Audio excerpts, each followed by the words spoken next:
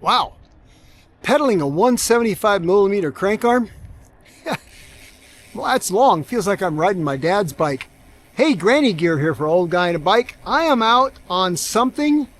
Well, I'm out on a bike, aren't I? And I'm going to show it to you. And it's something that probably a lot of you wondered, whatever happened to Project Curly 2, which was my second frame build-up for a drop bar bikepacking mountain bike. Well, a little bit of story there, which I'll go into in this video, and then I'll show you what I'm riding. Project Curly 2, it lives. Yuck, yuck, yuck.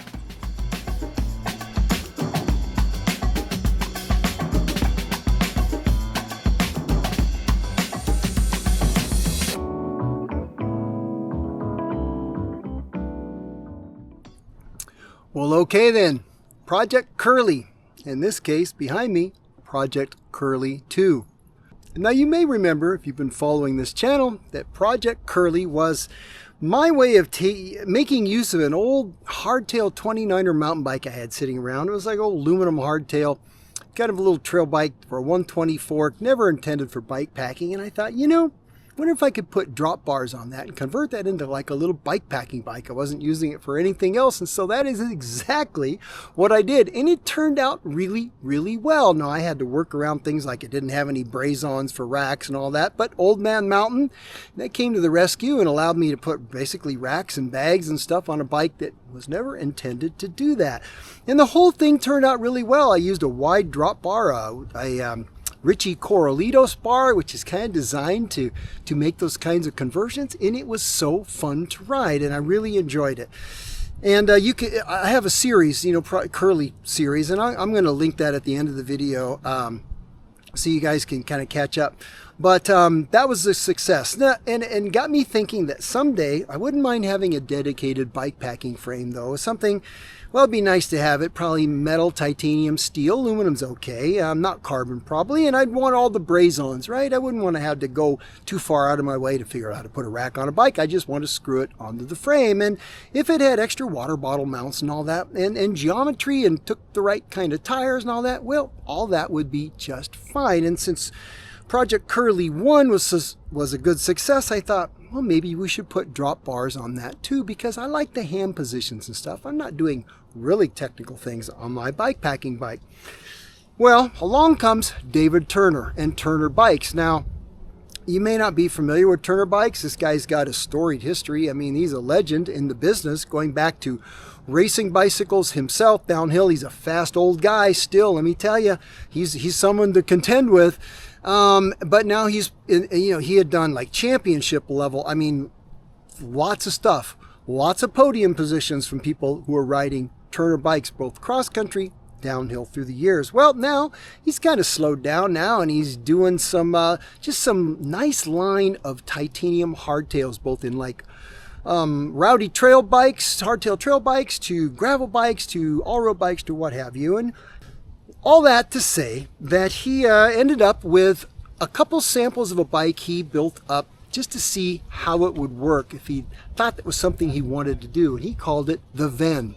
This is the Venn because this is Project Curly 2. Now you can see, first of all, well, it's made of titanium, isn't it?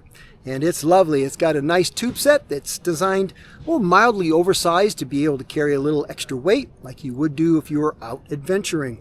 Not full-on giant touring bike, but a nice middle of the road tube set.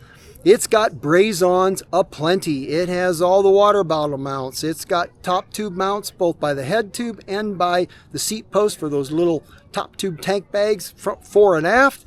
It's got a sliding rear dropout, so you can accommodate in this version up to a 29 by 3.0 tire. Now, not every fork will do that. You got to match your fork to that, but it will do that, or everything in between. I have it set up about middle of the slider or so, and it comfortably takes a WTB 2.4 Ranger, which is what I have front and rear on this bike, on a set of Rolf Prima wheels that mountain bike wheels. They're a 30 wide internal. I don't even know if they still make these versions of this wheels anymore, but I've had them forever and they've held up, so I'm using them here. You can also see that I'm running basically mountain bike gearing on it. I've got a 175 crank that feels ridiculously long. But on a mountain bike, you know, you get used to it. A mountain bike, there's a good place for a long crank, I think. Leverage at slow RPMs. 32 tooth wolf tooth chainring and a 1052 SRAM Eagle cassette. And I'm using an Eagle mechanical derailleur. I like mechanical cables type stuff on a bike I'm going to take way in the middle of nowhere. I do love electronic shifting, particularly SRAM, but you know, there is a point where something to be said about having a cable shifting things for you. I'm using Rival 22 11-speed 2x11 road shifters on it, hydraulic. They are full. This is hydraulic brakes. I'm not doing mechanical brakes, but you could. And I used the Ratio Technologies conversion kit to make this shift 12-speed Eagle mountain bike derailleur, and it works just fine. Shifts very, very well, and so far that's been enough gear for me. Let's see what else. I'm using a Fox 34 step cast fork in a 120. Picked that up off the internet. That was on some great sales on forks. I don't know if it's still like that, but wow, that was a great deal. So I got that on there. What else? Oh, frame bag. I've got a it's a Salsa branded, I think Revelate bag made it. I never used it. I don't know what I bought it for. It's a huge bag. And actually is a pretty good fit on this frame because it's a pretty big frame. This is a size large. And there's a little story with that too I'll touch on briefly because I had an XL. That didn't work out. So this is a size large Venn. So it's actually the second Venn frame I've had if you've been following this series. Okay, what else? Redshift suspension seat post. This is dropper capable with internal routing. There's a port right by the bottom bracket, goes into the seat tube for dropper post internal routing.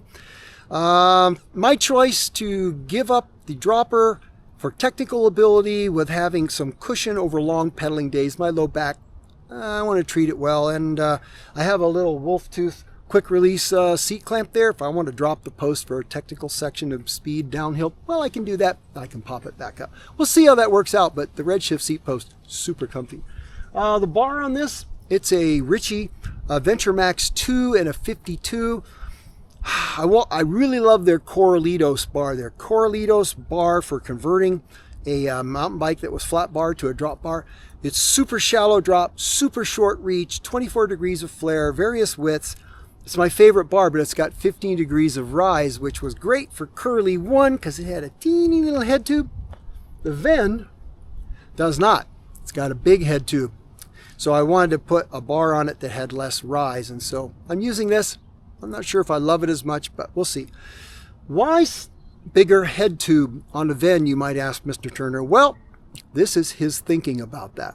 He thinks that bikes like this, often when you come from the manufacturer, their head tubes are simply too short, which means that you end up with a lot of spacers or some kind of a riser bar because this is a bikepacking bike. It's an adventure bike. This is not unbound racing, okay?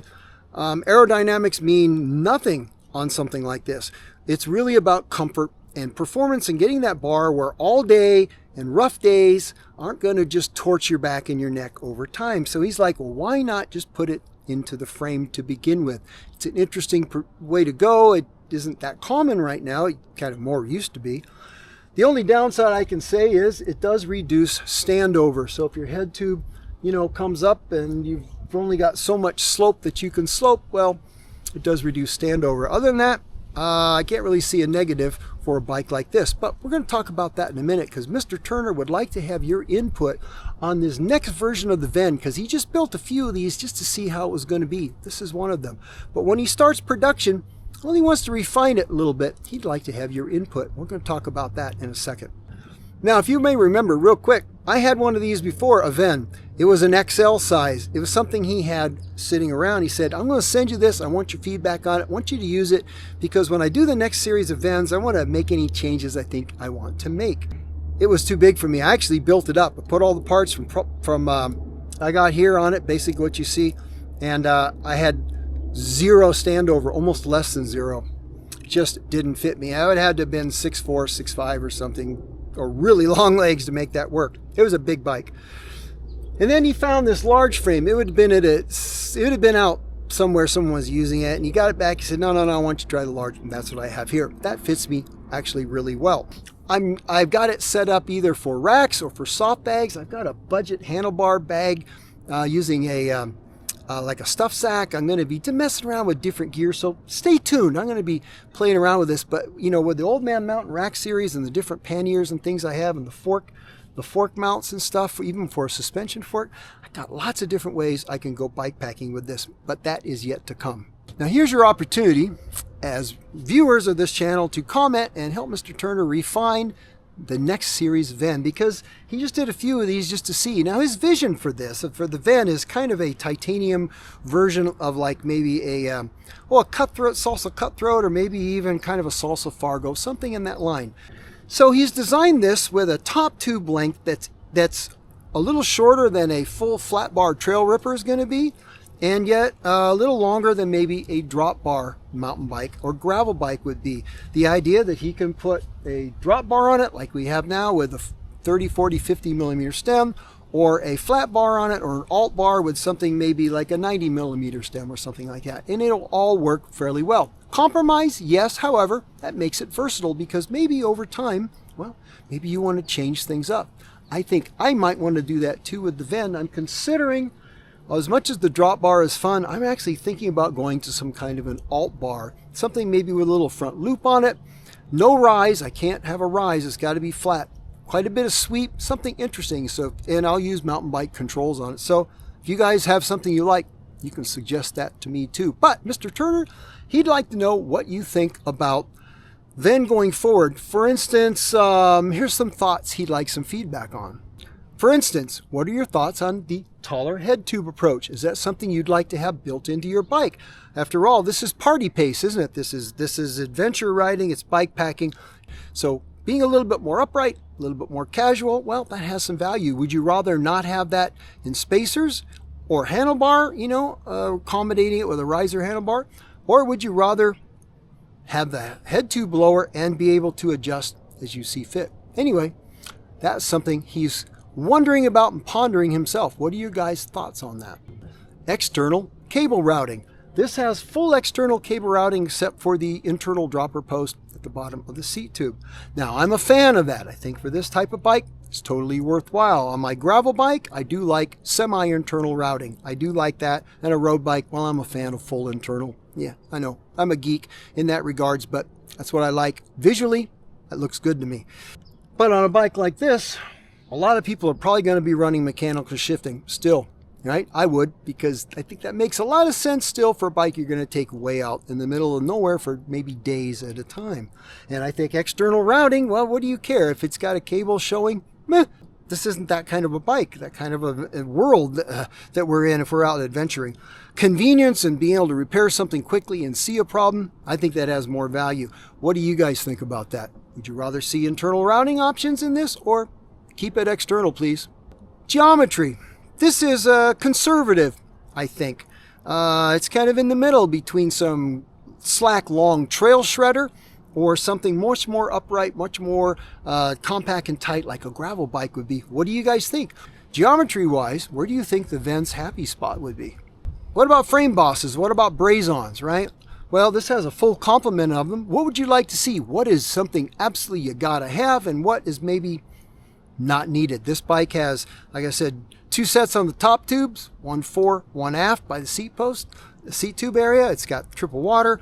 It's got rack braze-ons. It's even got rear fender braze-ons. Not sure if that's needed. What would you like to have on a frame like this? And, well, what do you not care about having in regards to braze-ons? How about the slider? Do you think that's important? This bike has a slider. Now, that'll accommodate up to a 29 by 3.0 tire.